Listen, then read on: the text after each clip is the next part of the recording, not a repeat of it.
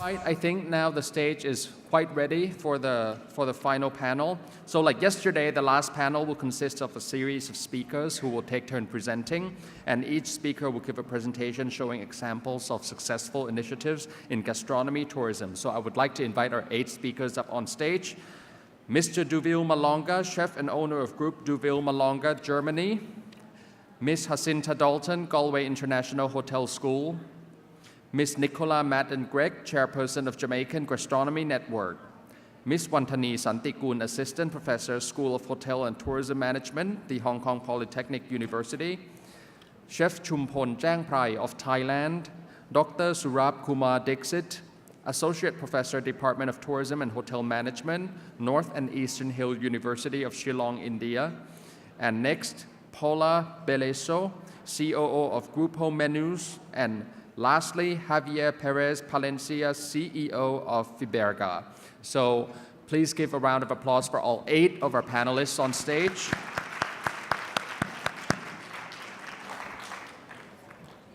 So once we have the 8 panelists on stage, I would like to invite our first speaker to the podium to offer his speech. Mr. Duville Malonga is a young gourmet chef whose specialty is Afrofusion cuisine. He is the owner of Group Duville Malonga and founder of Chefs in Africa platform, a subtle blend of tradition and modernity, a culinary bridge between African flavors and Western cuisine. So, Mr. Malonga.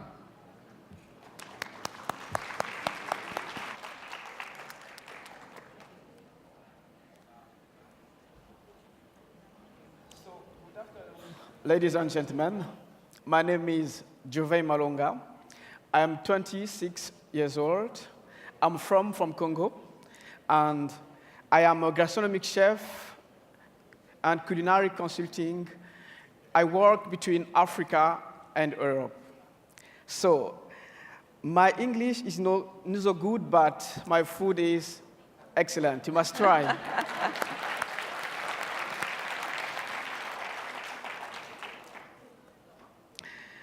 So 2 years ago, I created Chef in Africa platform.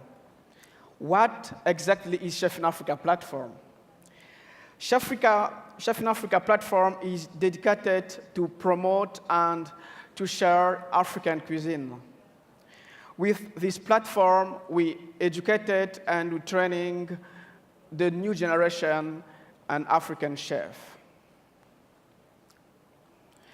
My food identity is Afrofusion.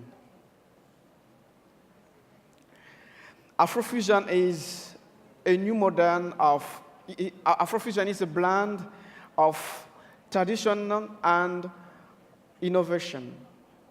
What I do is that I mix ingredients from different countries to have a unique and to have a one recipe. You can find ingredients from different countries. For example, we have Mali, Cameroon, Madagascar, Kenya, and Congo. As the international culinary bridge between Africa flavor and the world, Afrofusion brings together many influences from Africa to Europe, Asia, and America. The secret of my cuisine is spices. I have a question. How many of you love spices? Oh, nice. I can see. Here we have, for example, the spices I use in my cuisine. We have penja from Cameroon. We have silim pepper from Ghana. We have fenugreek from Morocco. And we have vanilla from Madagascar.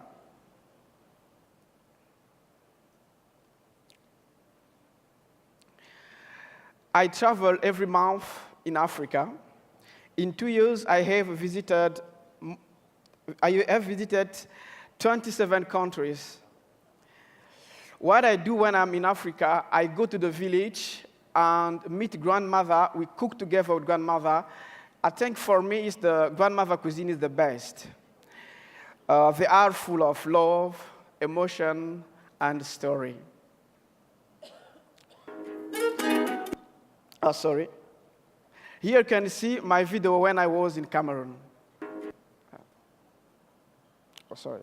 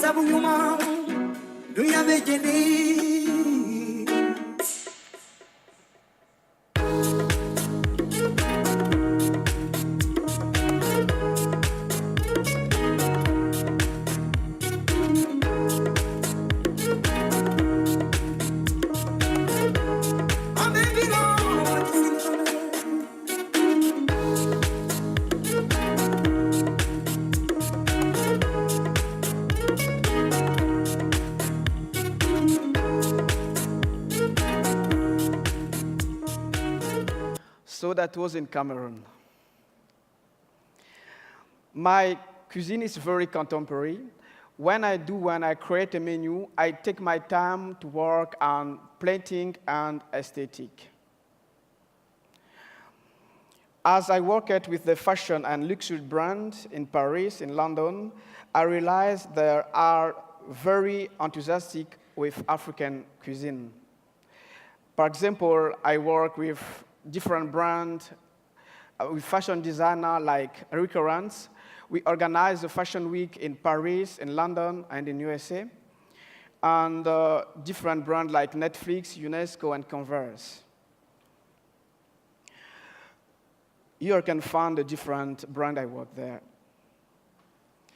I also currently work with the Rwanda government on several projects with the goal to highlight culinary talent in Africa. So thank you so much, and I hope to see you soon in Africa. Thank you. Thank you very much. Thank you very much, Mr. Malonga. On to our next speaker. Jacinta Dalton is the head department for culinary arts and service industries at the Galway International Hotel School, Galway Mayo Institute of Technology, Ireland. Jacinta was a member of the faculty at GMIT for the past 7 years before joining the institute management team. All yours. Thank you. Good afternoon, ladies and gentlemen. This is what we call back home the graveyard shift. So I probably should make you all stand up and turn around and shake your legs so that you're all a little bit awake. Firstly, before I begin, I would just like to sincerely thank UNWTO and the local Thai ministry for the amazing hospitality that we've experienced since arriving in Bangkok. So thank you, it's much appreciated. Today I am going to, in the very short limited time I have, give you a little oversight into Ireland's journey in terms of food tourism, gastronomy tourism, and share with you Fáilte Ireland's strategy and how it has been, I suppose, received in local communities. For those of you not familiar with our native Irish language, Fáilte Ireland means Welcome Ireland. So my colleague Sinead, who is head of the food tourism department in Fáilte Ireland, is also here with me. So I'm sure she'd be delighted to answer any specific queries any of you have around our food tourism strategy later. And I'm giving you my perspective as somebody who works very closely with Fáilte Ireland as part of our Food Champion network. So I suppose I found this quote, and I think it resonates with all of us here because we are all speaking to the converted, I guess. Food is about place, it's about culture, it's about people. And back in 2012, Fáilte Ireland, I suppose, recognised the importance of instilling a sense of place in local communities and introduced what was called a place on a plate strategy. Essentially what this aimed to achieve was to provide stakeholders with 4 key ingredients. These ingredients, I suppose the first one being the promotion of locally produced food, which was unique and distinctive, and reflective of our image in Ireland as a natural, unspoiled destination. I don't know how many of you have been in Ireland. Hands up. Great, we have a small few contingents. Hopefully more of you will come after this. It instilled the importance of being consumer focused. This is something that's really, really important in terms of understanding visitor expectations and meeting those expectations. And the third point would be that food establishments and accommodation providers were encouraged to offer high quality food offering, which was both local and regional, and then delivering upon that quality and value promise. Tourism providers on adopting this started to recognize that when visitors came, they were seeking out these local offerings, and more importantly, were willing to actually pay more. So by paying more, tourism providers then started to up their game a little bit and started to realize that by being more local, by being more regional, that this was actually contributing also to their profitability and sustainability, and also furthermore into the local economy. Moving further on then, the next phase of the food tourism activity plan was about the food experience. To guide these efforts, I suppose, well, first of all, Ireland was always perceived internationally as a country that had excellent ingredients for export. So Fáilte Ireland's aim was now to focus Ireland as a nation with its own gastronomy. So 3 components were pulled together as part of this strategy, and they were storytelling, quality food products, and excellence in service delivery. Now, those of you who have been to Ireland and know a little bit about Ireland would know that we have a strong history in storytelling. We were always known for our hospitality. I suppose in terms of hospitality, we were known the island of Céad Míle Fáilte, which actually means in our native language, the Ireland of 1,000 welcomes, 100,000 welcomes. Now that actually disappeared ever so slightly back in the 90s when we had a booming economy. People started to become a little bit more materialistic. They started to become more, I suppose, taken with convenience food and moved away from the traditions that were very, I suppose, strong in our heritage: cooking, growing, sharing, eating as families. And I think this probably happened in a lot of countries worldwide. But then after the boom came the bust. And with that bust, we started to go a little bit back to basics again. We started to see a rise in farmers' markets. We started to see an increase in artisan food production. And with that, we had food and tourism providers starting to focus a little bit more and build local networks. Fáilte Ireland then started to recognise that, I suppose, these networks are really, really important. And out of this developed the Food Champion Network. I myself am a member of the Food Champion Network. It's a voluntary network of people all around Ireland who work together to promote and support each other, but also to promote Irish food on a national and international stage. We have, I suppose, within Ireland, I'm changing the wrong one. With Fáilte Ireland, again, a number of brand propositions in Ireland. Sadly, I don't have time to go through them all with you today, but these brands were unique to each of the regions in Ireland. We have the Hidden Heartlands, which is the newest. We have Ireland's Ancient East. We have Dublin, and then we have the Wild Atlantic Way, which I'm just going to briefly share with you because I, thankfully, live on the Wild Atlantic Way. The Wild Atlantic Way is Ireland, the world's largest, or longest rather, coastal driving route, 2,500 kilometres along the west coast of Ireland. I know somebody asked a question there recently about mussels. This driving route has some of the most amazing visitor and tourism experience around seafood. So I'd be happy to share some of those with the person who asked the questions later, if you so wish. It has been probably one of the most successful initiatives in Ireland insofar as we've had 3.8 million visitors overseas. We've had 5.1 million domestic visitors. We've had 27,500 jobs along this driving route and 2.8 billion euro in revenue, 35% of which is food and beverage spend. Now, this area traditionally had been ravaged by emigration and was a very rural area, so this is absolutely wonderful in terms of the local economy. I would love to be able to take you on a journey with a video clip, but time doesn't allow me, sadly. So you just have to use your imagination of the most amazing place in the world, as far as I'm concerned, and I'm not biased. Just in terms of, I suppose, our tourist expectations around food and drink, through research conducted by Fáilte Ireland and indeed internationally, we know that 50% of visitors coming to Ireland states that food is now more important than it was 5 years ago. Most are interested in the authenticity of the product. The photograph there is one of our local oyster farmers, second generation. Their oysters are to be had all around the world in some of the most finest establishments. Albert Adria came to visit Galway 2 years ago, and he now has those oysters, the Galway oysters, on his restaurant menus in Barcelona. So that's something for all the Spanish visitors. Go taste our oysters in Barcelona. So moving on to the latest and most recent strategy that Fáilte Ireland has launched. It's launched a few months ago and is up to for the next 5 years. Food and beverage consumption accounts for 35% of international tourism revenues, which is quite significant in terms of our economy. There is a continuing growth, particularly, this is now called food and drink strategy as opposed to a food strategy, simply because of the growth in our craft beer and craft drinks industry in Ireland. We have a lot of local distilleries. Our craft breweries have quadrupled since 2012. That's not because we're drinking them, by the way, just in case. There is a strong interest in the craft brewery and craft drinks trade in Ireland. So I guess we're moving from a food destination, which has been viewed by some observers as being bland. We wholeheartedly disagree with that. We believe that we have a very exciting proposition in Ireland and a growing food and beverage offering to boot.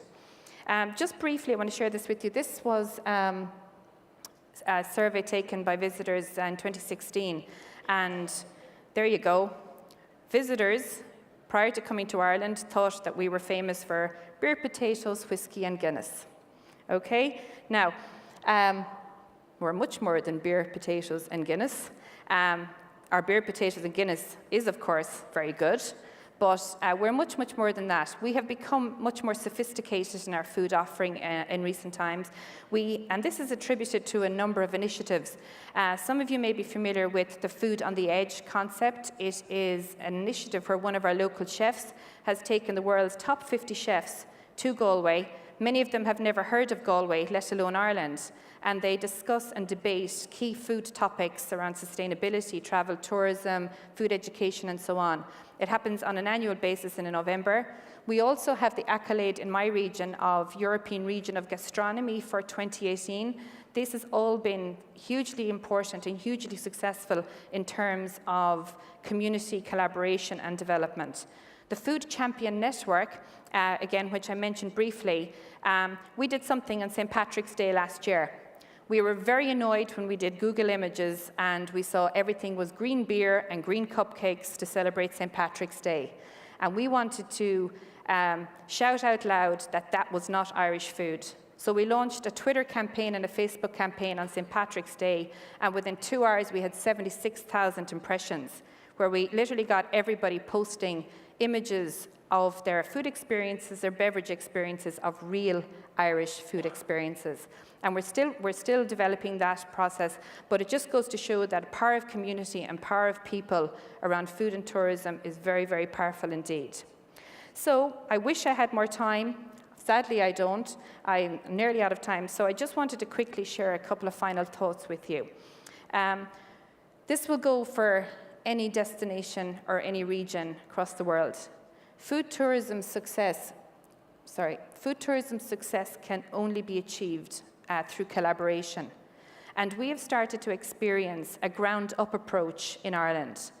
And this is because of the wonderful supports that Fáilte Ireland, our tourism authority, has put in place for communities. So Fáilte Ireland is now empowering local communities to step up their game rather than regions waiting for it to come top down. And I think that's really, really important. Initiatives that are driven by ministries or by governments are not as successful as initiatives that are driven by communities, because there is absolute power in community collaboration. And I think that's something that we're very proud of in Ireland, and it is one of the secrets to our success.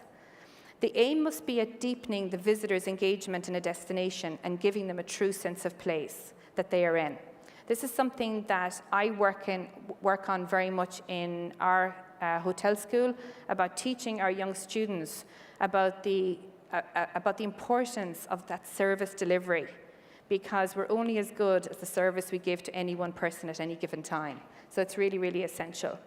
And then I suppose in Ireland, food tourism is as much about the people, the place, and the story as it is about the food. And they're all intertwined and interconnected. And I think that's really, really important. And I certainly would look forward to inviting you all and having you all to Ireland at any time. And I'm sure you will agree with me that it's one of the most special places in the world. Just finally, I'm going to ask you all to take out your smartphones. This is about technology, and it's about sharing, and it's about Googling, and it's about tweeting and Instagramming and Facebooking. And I want everyone to send a tweet or something to @thisisirishfood. You can tag me if you wish. Don't if you don't want to. I might be up all night after mentions. But I'd love you all to see the power of this, and for the people back home to see how powerful a group of people sharing a tweet or sharing something is. And so please communicate with us, and thank you so much for listening, and we'll see you in Ireland soon. Thank you.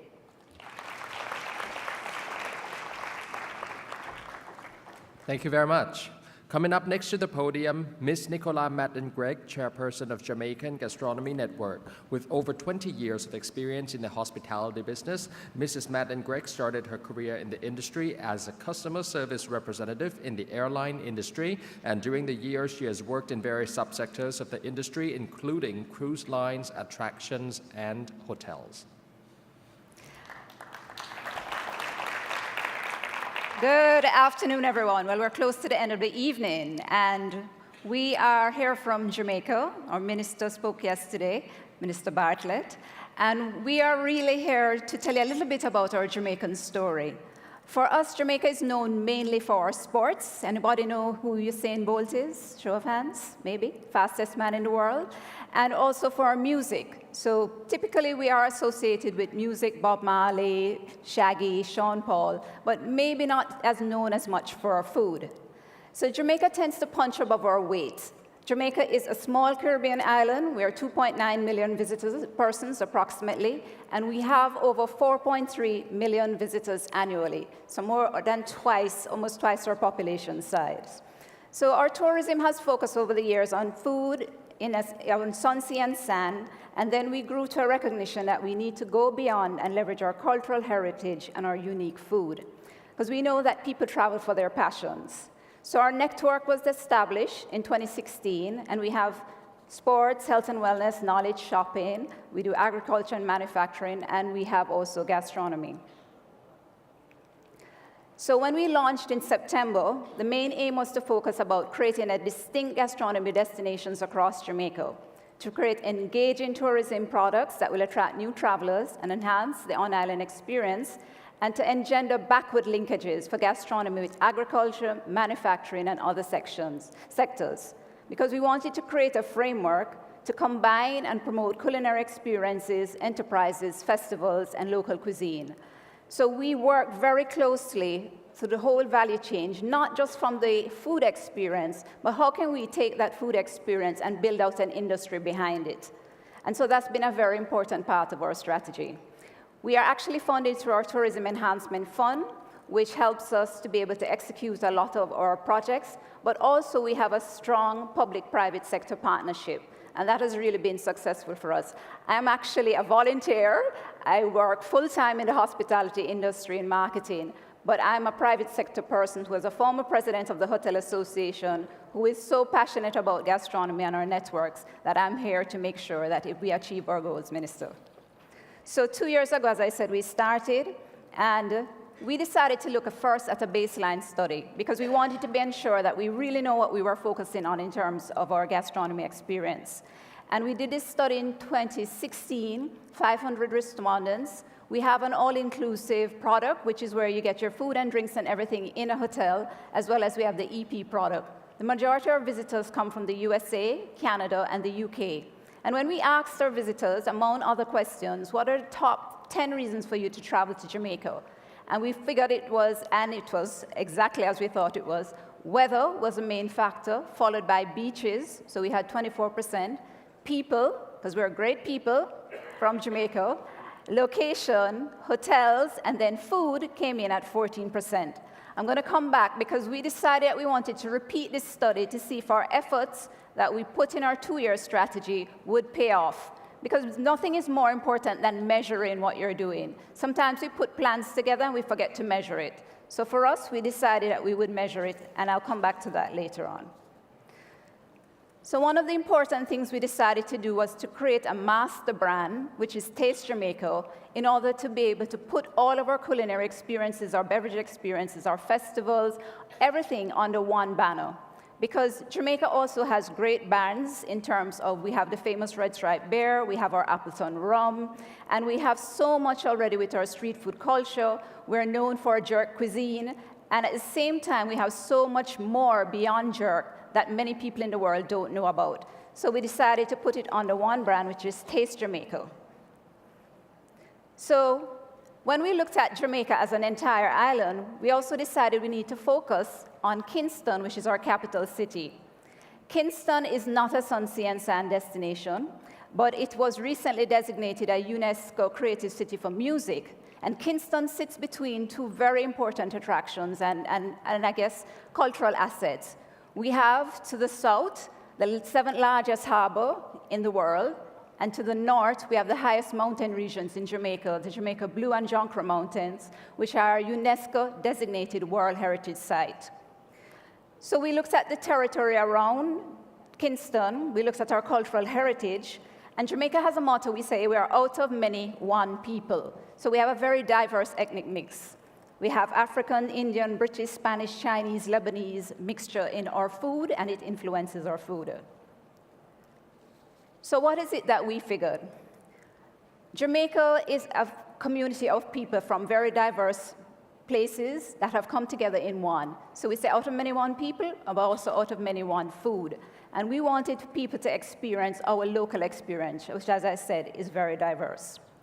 So we looked at some of the attractions that we already have in our city, and we focused on Devon House. Devon House is one of our major attractions, so we're combining culture, food, and entertainment in one venue.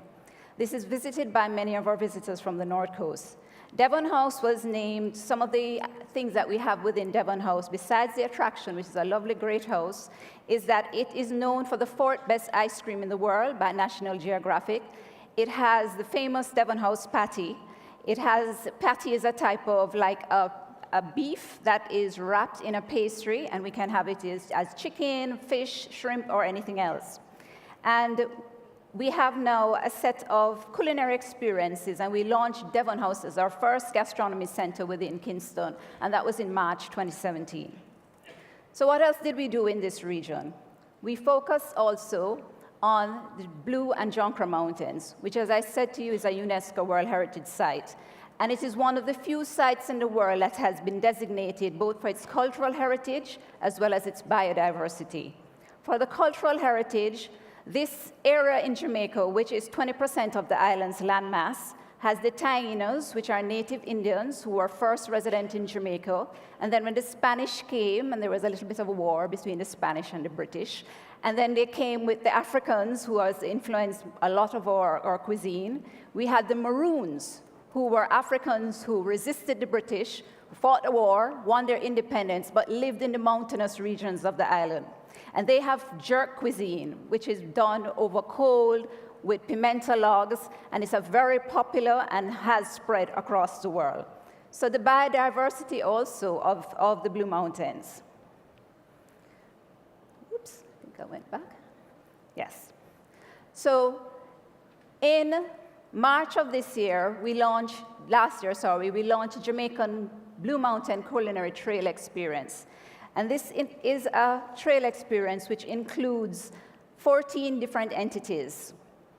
And you can go and you can experience organic farms, you can do farm-to-table experience, and you can also experience the Jamaica Blue Mountain coffee, which is the only place on the island that you can get Blue Mountain coffee, which is one of the finest, if not the finest in the world.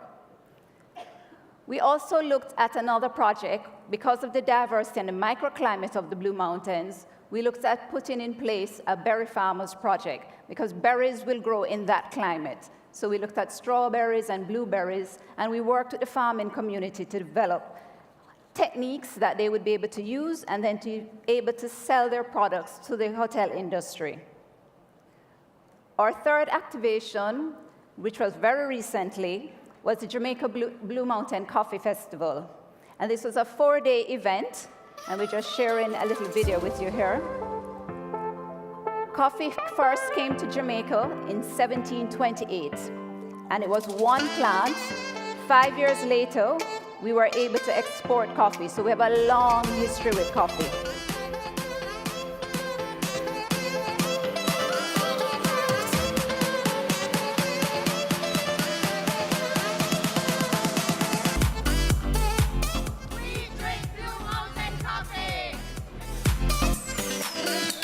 I enjoyed myself today. I thought this was awesome, what everyone put together.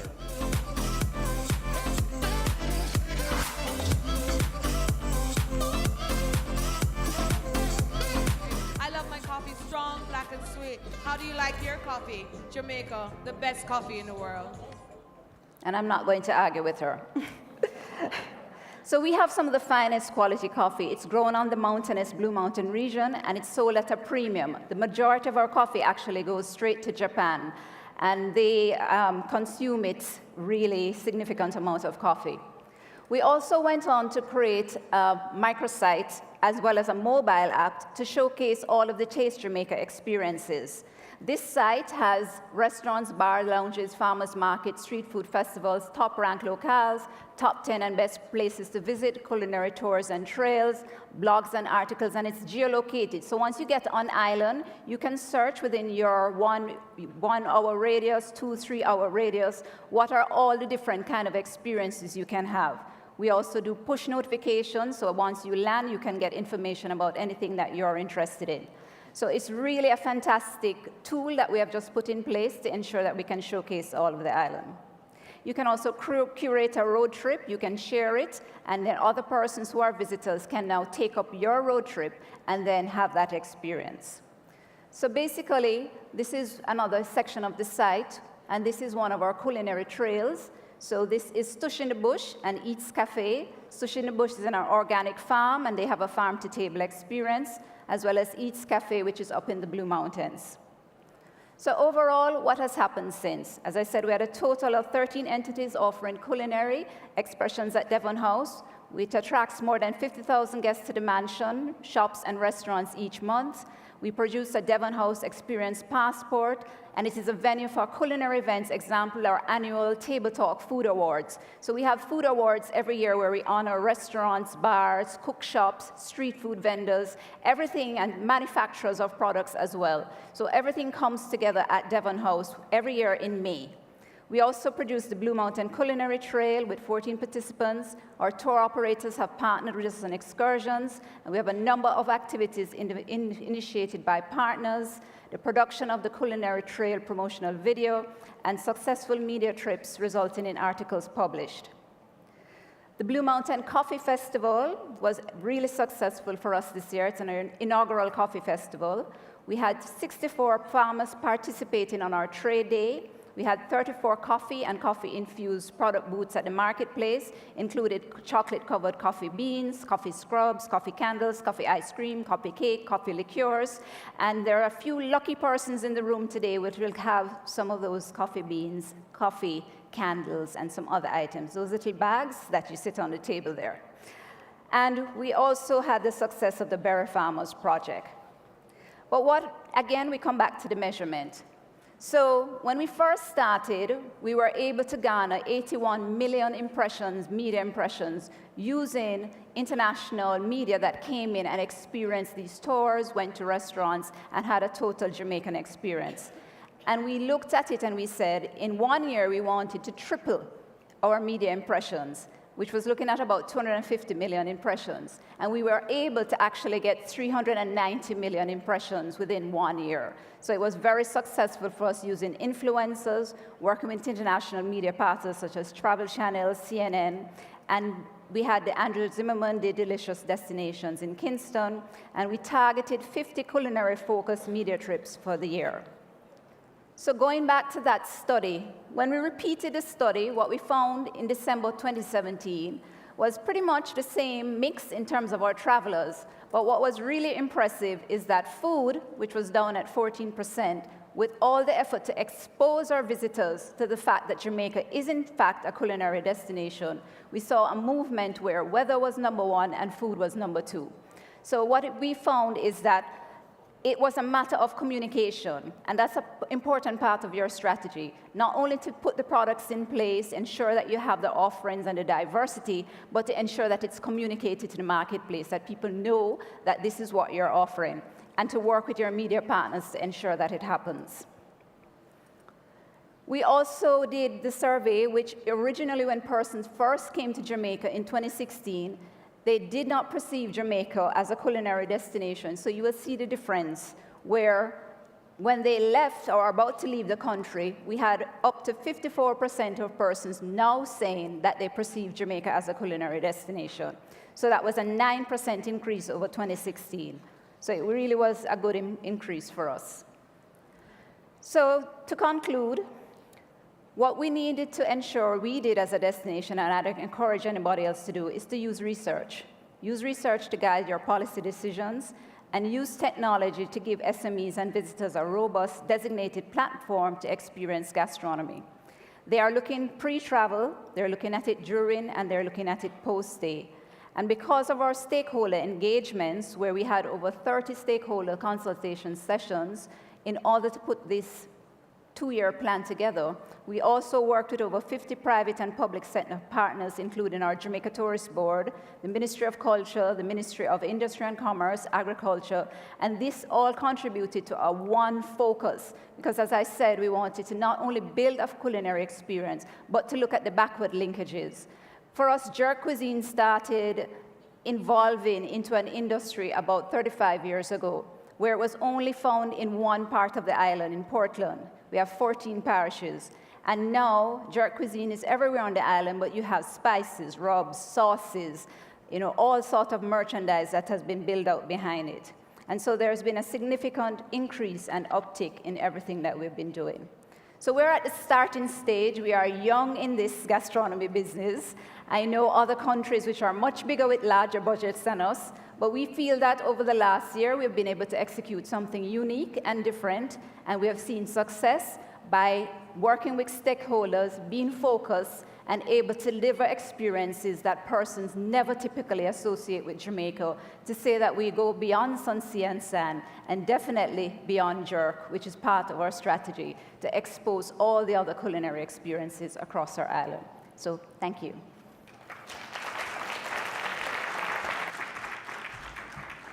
Thank you. Coming up next to the podium, Ms. Wantani Santikun, Assistant Professor, School of Hotel and Tourism Management, the Hong Kong Polytechnic University. Dr. Wantani is Assistant Professor at the School of Hotel and Tourism.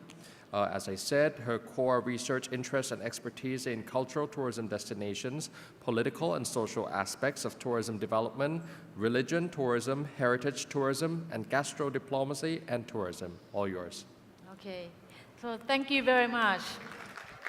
Okay, thank you for being here, and thank you also for your invitation. I'd like to speak a few words in Thai. สวัสดีค่ะ ขอบคุณมากๆนะคะท่านผู้มีเกียรติที่มาร่วมฟังในคำบรรยายในวันนี้นะคะ Okay, now in English. So, sorry, my title is a bit boring. I will talk about current trends and research on food. So, as you heard already, I am working teaching at the School of Hotel and Tourism Management at the Hong Kong Polytechnic University. And you can see here too, we are the leading institution for tourism and hospitality study and research according to the global ranking institutions. We also own a 5-star hotel as a training hotel. And so let's be careful not to go too far, so otherwise you're going to fall from the stage. So, and this is also ranking according to TripAdvisor. This is we rank number 3 on TripAdvisor. So our school has done a lot of research on food and gastronomy and tourism, but because of time limit today, so I will only select a couple of research that we have done. So either some are ongoing research, some are already completed. And so our school is trying to encourage, my boss especially, encourage the staff to do research that can also benefit tourism and hospitality industry. So the first research, and this is we just started. I'm not quite sure if you know or you're familiar with this dining application called Eatigo. And this is this amazing application that I use a lot. It is very popular in Hong Kong, and also I think Thailand started, and also a couple of countries in Asia. So basically, this you just like kind of a search. You download the app, and then you select the type of cuisine you want to consume. You can also select the location. So this one is I select kind of Thong Lo Ekamai. It's in Thailand. So you will see the list of restaurants that actually kind of showing price and also the time. So we are interested in looking at investigating, is this this kind of app changing the behavior, consumer behavior? So instead, this has happened to me too, instead of meeting my friend at 1 o'clock for lunch, I meet with them at 2 o'clock because I get 50% discount, and who doesn't like discount, right? Okay, so we also want to understand if this app also help sustain the restaurants sustaining their businesses, because Hong Kong, restaurant industry is very competitive. So because it's very expensive rent too. So this is we just starting this research project. So the next one, this is already completed project. It is by my colleagues and my Dean Kechon, my boss, and looking at the current and emerging trends in Asia-Pacific region. So this is based on content analysis of over 400 travel and tourism magazine, journal articles, and also news. And so it is, they found that this large number of travelers, they would like to experience local community and also to have opportunity to be more interactive with local people, and also they prefer tour company and hotels to be more sustainable and also use local supplies when it comes to food.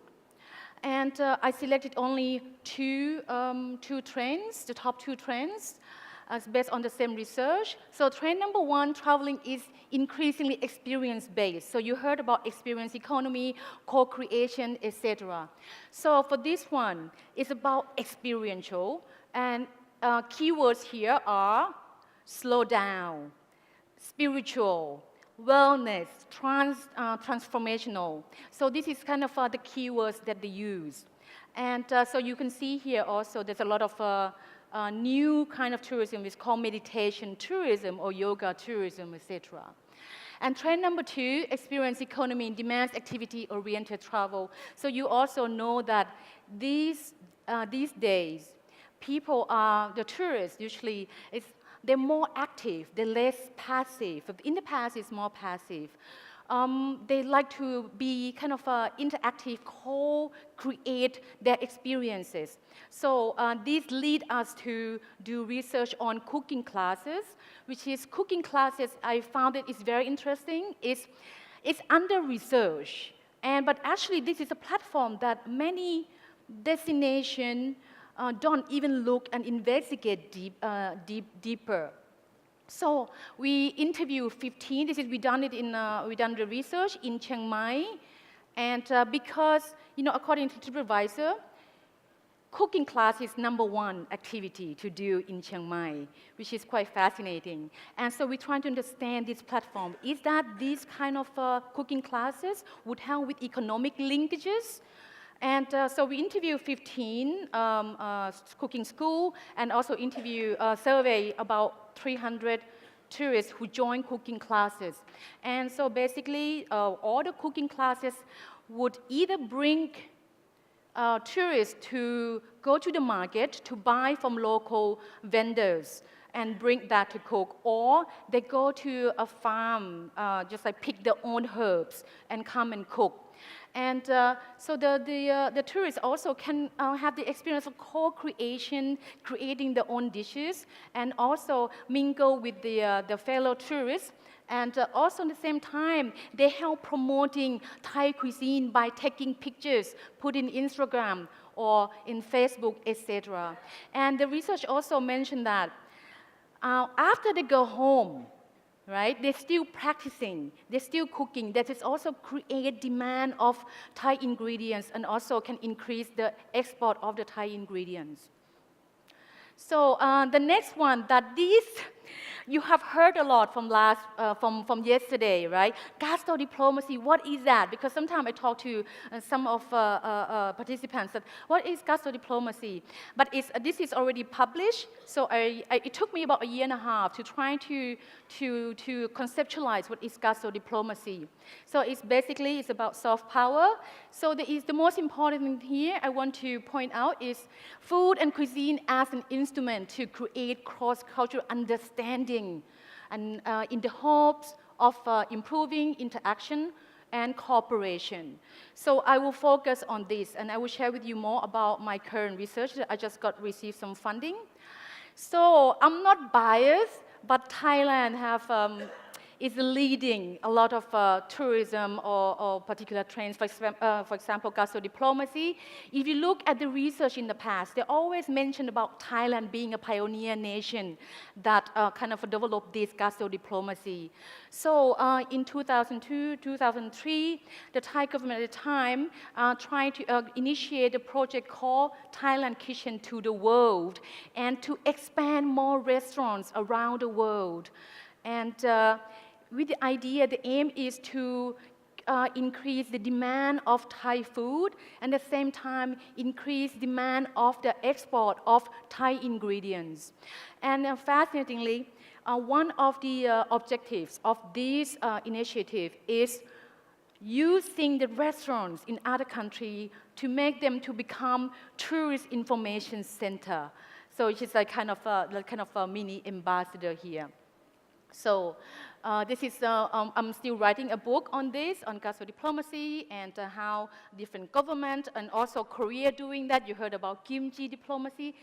You heard maybe tempeh diplomacy soon. Okay, this is tempeh diplomacy. And also Peru talking about, we also would like to have more restaurants like Thai cuisine. So this is an example of like Thailand actually pioneering in terms of gastro diplomacy. And now come to the core elements of gastro diplomacy is using food as the role of food in intercultural dialogue and cultural exchange. So can we do that? Can we use food as a platform to exchange intercultural dialogue? So this is example that I use a lot. This is an NGO initiative looking at the building bridges through food. Peace begins in the kitchen. If you can't cook together in the kitchen, you can't live together. So for this initiative, they invite villagers from Turkey and from Armenia. If you're familiar with the history, these countries are always, they were in conflict. So by bringing them, inviting them to cook together and to exchange culture, to celebrating the differences or the similarity, Okay, so they had a lot of issue, like kind of, oh, what is this dish? Actually, this dish is belong to Armenia. This dish belong to Turkey. But I said like, yeah, we actually related. So we celebrating the similarity. So this is linked to the previous slide. People-to-people diplomacy rely on the contact hypothesis.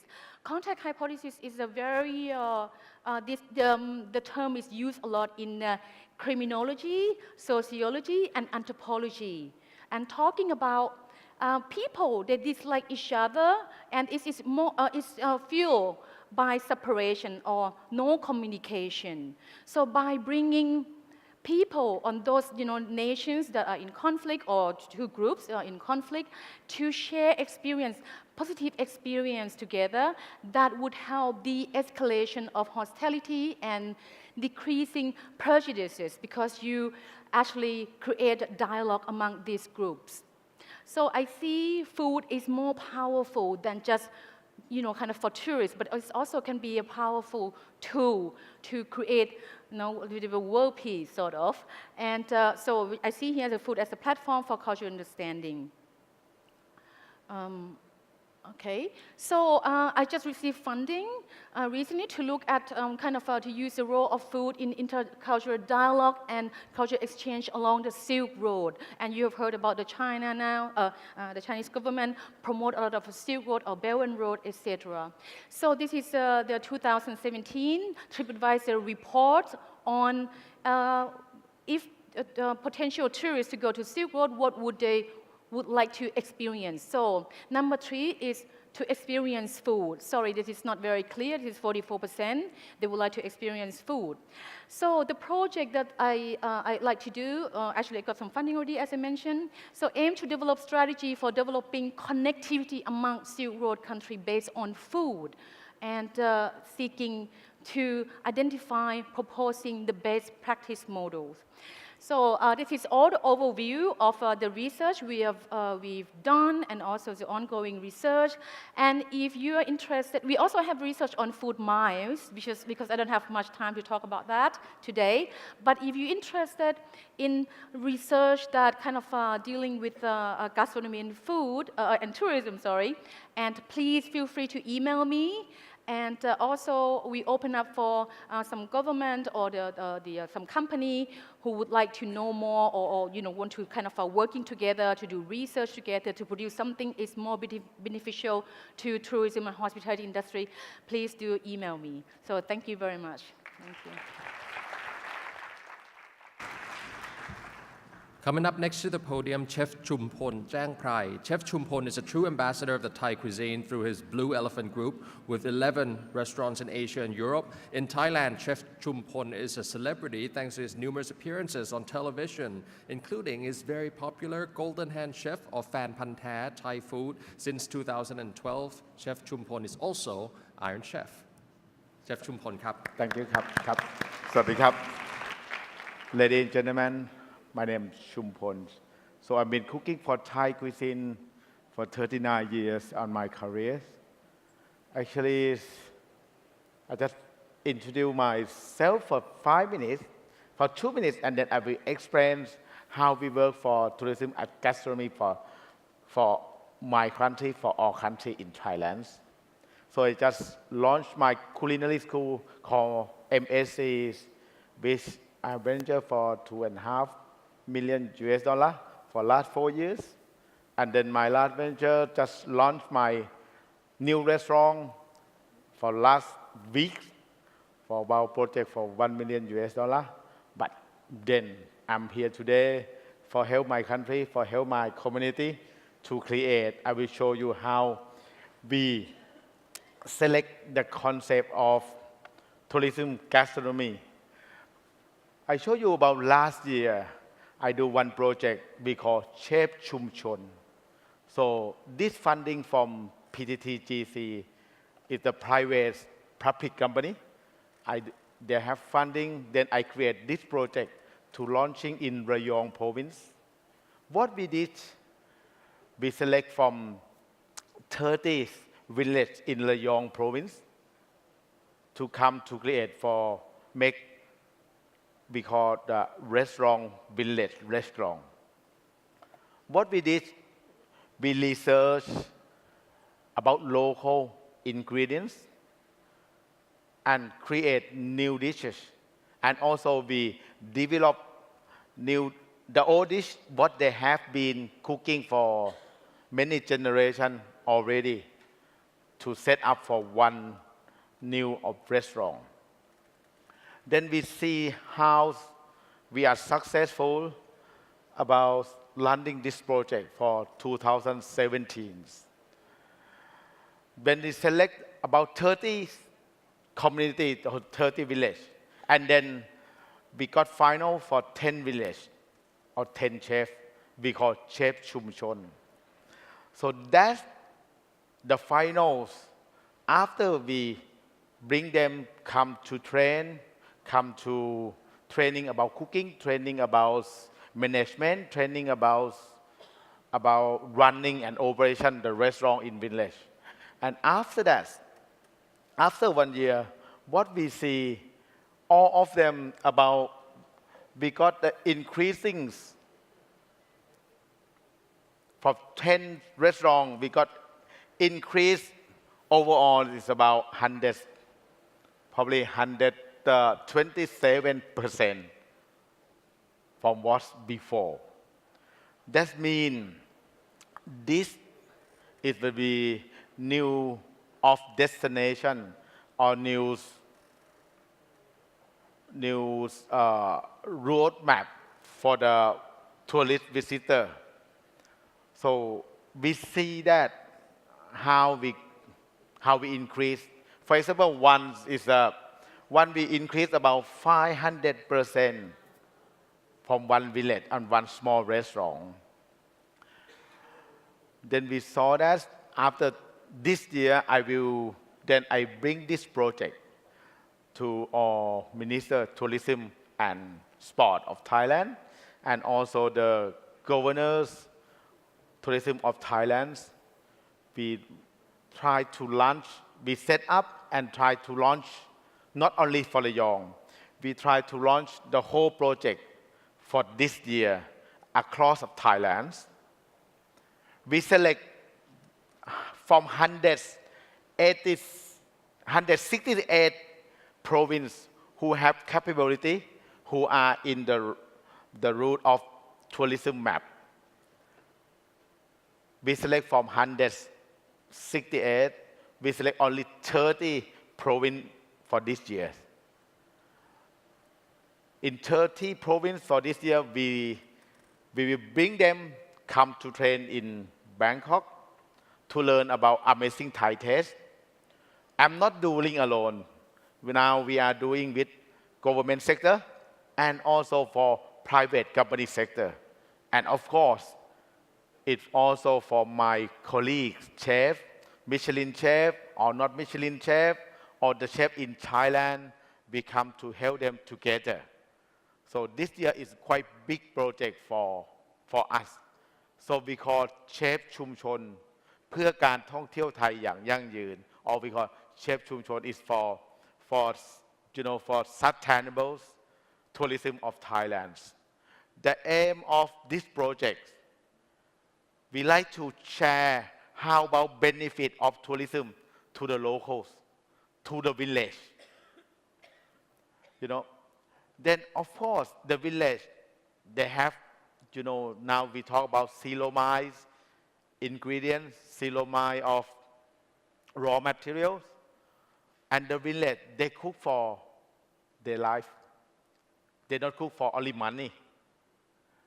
Then we like to share this opportunity to all of you for this opportunity. I do hope next year, end of this year, you will find minimum 30 village restaurants across Thailand. Okay. The aim of village restaurant, what they have concept. The concept, of course, they will have local cuisine. And also they will have amazing Thai food cuisine.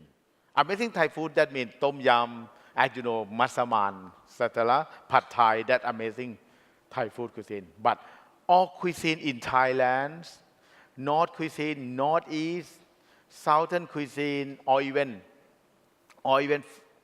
in the center part cuisine, it different of flavor, different ingredients.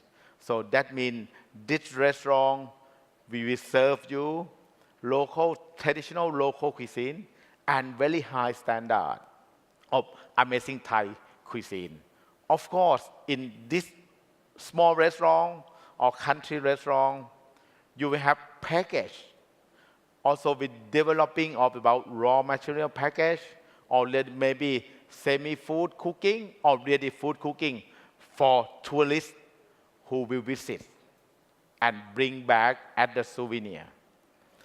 So that is how we will do this project from now on. Today we select already, we just select already with the tourism of Thailand, we select 30 villages across Thailand, but not every province. Of course, in Chiang Mai, we will have in small village like Buriram we have, in Nan we have, so in Ubon we have, for example, but we will do this one like a master of the concept.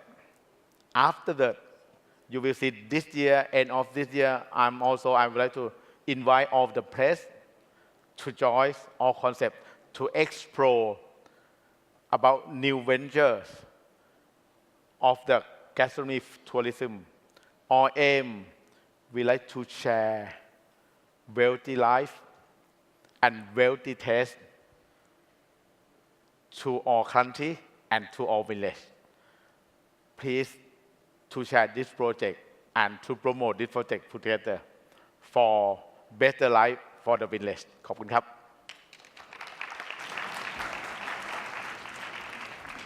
Thank you very much, Chef Chumpon. And coming up next to the podium, Dr. Surab Kumar Dixit, Associate Professor, Department of Tourism and Hotel Management, Northeastern Hill University of Shillong, India.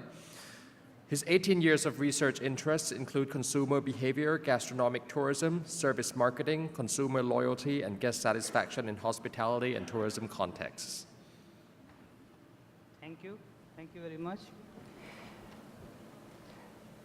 Good evening, gentlemen. I'm from India, and in India we have the feeling of Atithi Deva Bhava.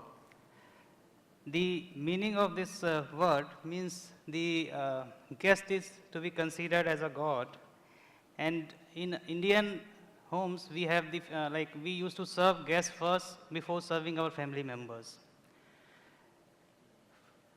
Today I'll be talking about indigenous cuisine, the cuisine that is being served in a place where presently I'm working. Presently I'm working in a place of northeastern India. It is called Meghalaya. And Meghalaya comprises of several tribes.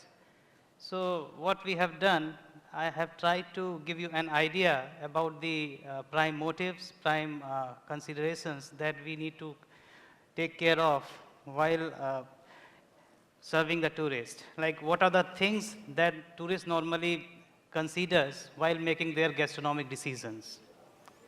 As we all know, food and tourism, they have always been very closely integrated, and food is being considered as one of the important component for the tourist while making their decision for visiting any destination.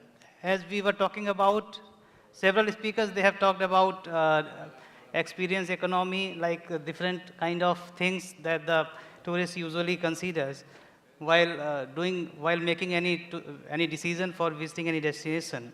So today I'll give you an idea about the prime motives which are normally considered by the tourist. So in case I'll give you an idea like the gastronomic research, it is still expanding, and a lot of things are going to be developed in that area. And if we talk about the roots of gastronomic tourism, so we will see three important things.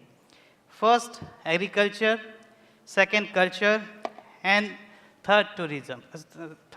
So basically what we need to do, we need to package these three components together to make a gastronomic tourism experience. In presentation, I would, as I told you earlier, that I'll portray the motives of tourists. Those basically I'll target those tourists whose prime motive to travel any destination is to taste their local delicacies. Basically, in this case, I'll consider the indigenous cuisine. The indigenous cuisine of Meghalaya, basically it is a part of northeastern part of India. And in addition to that, I'll also familiarize you about the basic behavior of the tourist or their food consumption behavior. In addition to that, I'll also give you an idea, like because of the changing habits, because of the changing habits of the resident populations, because of the changing habits of the tourists, how the indigenous cuisine is being impacted. What are the challenges that the indigenous food is being, the indigenous food is facing because of these changes in the dietary pattern of the individuals who are staying in that area and that because of the arrival of the tourists in that area. So if we talk about the gastronomic tourism research, so basically three perspectives we need to know. So we can study the gastronomic tourism on the basis of the customer's perspective. We can study the gastronomic tourism on the basis of the producer's perspective and destination development organization's perspective. So these three perspectives we need to take care of. So while discussing about the customer's perspective, as I told you earlier, so the customers usually decides their travel destination on the basis of the extraordinary experiences that they are going to gain by traveling any destination. So basically nowadays, there are so many tourists who are considering the gastronomic motivators. Now we can say that at present we have several consumers who are having gastronomic motives. So basically the motives that they are trying to fulfill, so they are trying to get some kind of experiences by visiting any destination. So these experiences may be sensory experiences, these can be the cultural experiences or the social experiences. Accordingly, if we talk about the producers, so a large number of industries, a large number of producers are involved in making the gastronomic destinations successful. So we need to have some kind of liaison with these producers. These producers may be retailers, hotels, restaurants, farmer markets, even nowadays different kind of gastronomic festivals are also coming up. So we need to have a close cooperation in between these different kind of producers in order to get the proper, results. So destination development, if we talk about the third one, destination development perspective. So basically in that we need to have the close cooperation in between the public and private sector authorities, and we need to have in gastronomic tourism, what we are selling the natural and cultural culture of a place. And food can be considered as a, it can be considered as a brand, or it can be considered as a authentic identity for that particular place. And it can, and because of the food, the destination can be marketed, or it can, the food is also having the branding potential for the destination. So because of the uniqueness of the food that, or unique experience that the food is offering to the tourist, the destination can be branded because of that. So while talking about the prime motivators for the gastronomy, I have taken into consideration two different, I have referred two different proposals. I have referred two different proposals which were given by Mackett and Fields.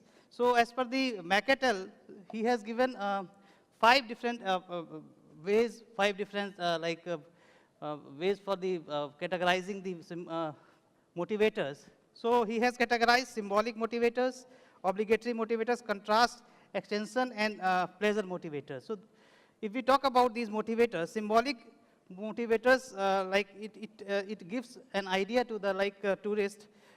If the tourist is having authentic experience, if he is having some kind of learning, he is willing to learn something, or he is willing to explore. So that means the tourist, if he is having the interest for the new food items to explore, in that case, symbolic motivators that usually comes in. Obligatory motivators, basically if the tourist is fulfilling their health or physical requirement to satisfy their needs of the physical requirement as well as for the physical needs, or if he's willing to satisfy some kind of like health requirement, in that case, this kind of motivator is to be fulfilled. Contrast motivator, basically if the tourist is willing to have something new, if he has the interest to have something new at the destination where he is going to visit, so in that case, that motivator is to be that is to be considered. Extension motivator, basically in that case, the tourists usually take those food items to which he is familiar with. And in pleasure motivators, basically the tourist is willing to take food items in order to fulfill their pleasure requirement. Similarly, as per the fields, basically the physical motivators, as I told you earlier, that in order to fulfill their physical requirement, cultural motivator in order to explore the culture by means of the food. In interpersonal motivators, basically the tourist is willing to have the food items, they are willing to mix up with the culture, they are willing to feel the culture by having their food items.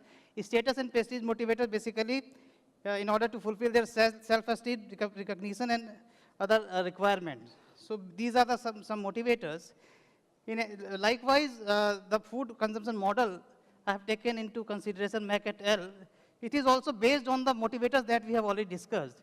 So tourists usually show some kind of convergence and divergence for the food items. If the tourist is willing to have something to which he is familiar to, in that case he is showing the convergence to the food consumption. And if he is having if he is willing to see some new items, so in that case he is showing the divergence in food consumption.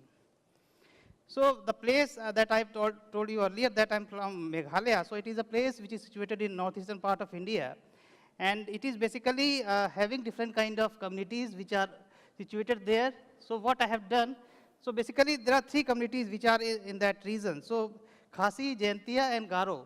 So these 3 communities, so basically these 3 are indigenous people. So what we have done, we have tried to study the food habits of these communities. So they are the people who are they can be treated as indigenous people, and basically they are the people who are normally doing their subsistence on the basis of the natural and cultural resources that they are having. And each and every community, they are following some traditional food system. So traditional food system can be treated as a system where the people are following the system of their subsistence with the help of the natural and cultural resources which are available to them.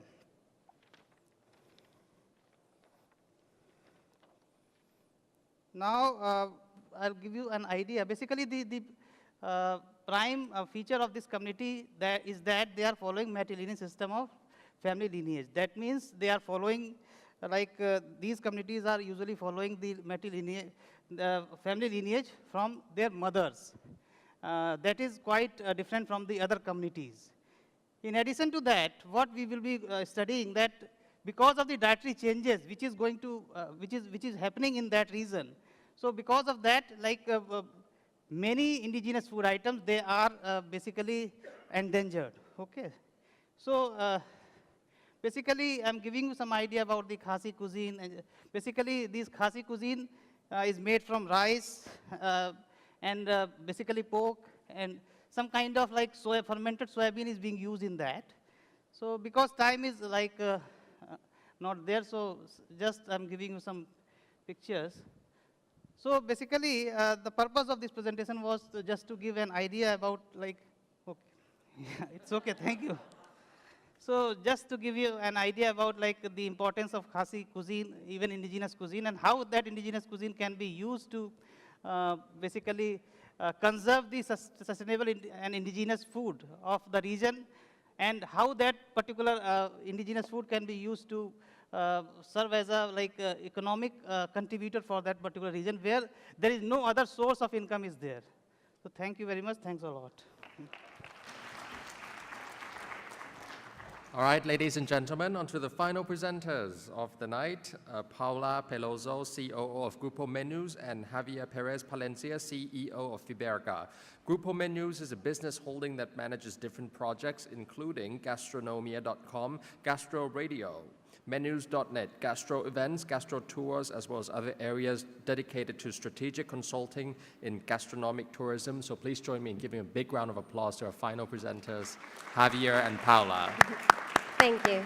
Thank you for being here for the final speech of the final session of the day. I promise it will be very brief. So I'm Paula Veloso, COO of Grupo Menus.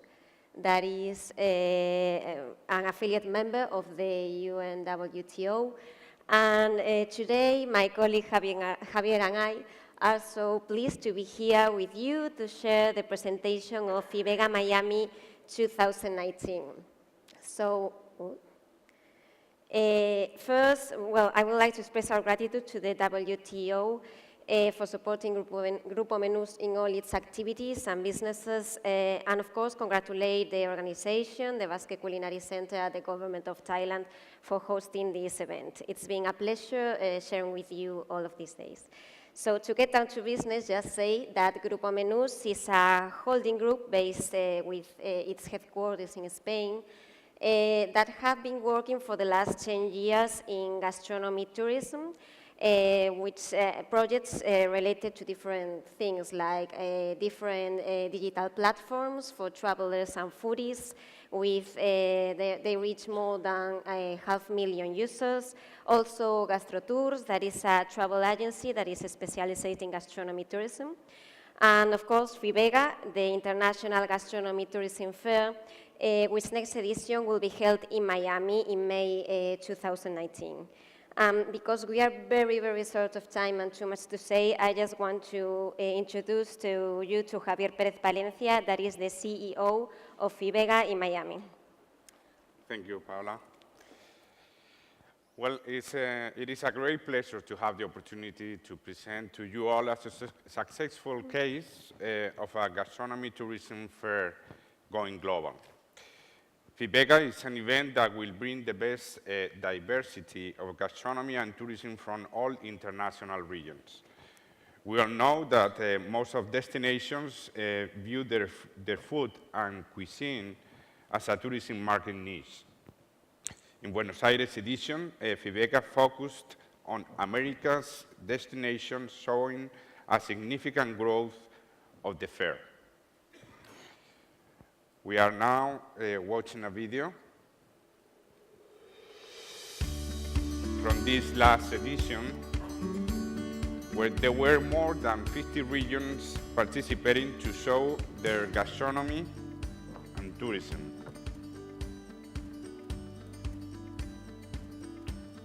And by the way, we want to thank again the Tourism Ministry of Argentina, and special appreciation for the Minister Gustavo Santos and the City of Buenos Aires for the hosting of 2017 edition.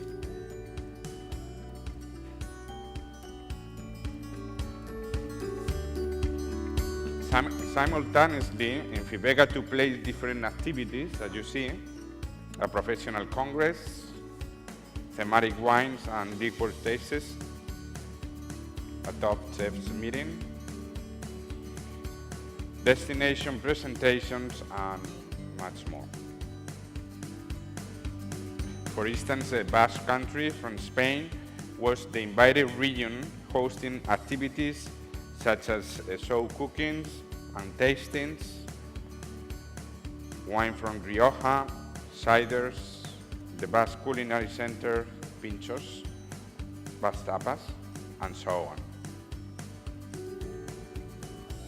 More than 20,000 attendees were able to experience a trip of flavors and aromas, and the cultural identity from different regions.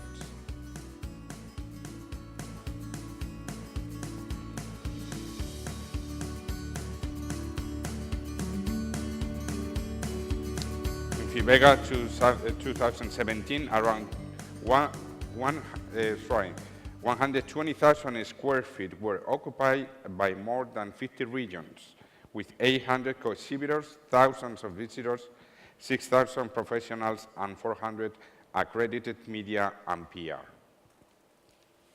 Miami, a hub for all international destinations, a vital strategic enclave of tourism and foodies, a mix of culture, biodiversity, and business. In May 2019, FIBEGA will gather the most important demonstration of international gastronomy tourism offer, bringing together different countries and regions, institutions, chefs, gastronomy destinations, and food industry. A perfect framework to show and strengthen the gastronomy tourism promotion. FIBEGA Miami will be open for all kinds of visitors, including professionals and decision makers for travel and tourism, such as travel agencies, tour operators, specialized press, etc.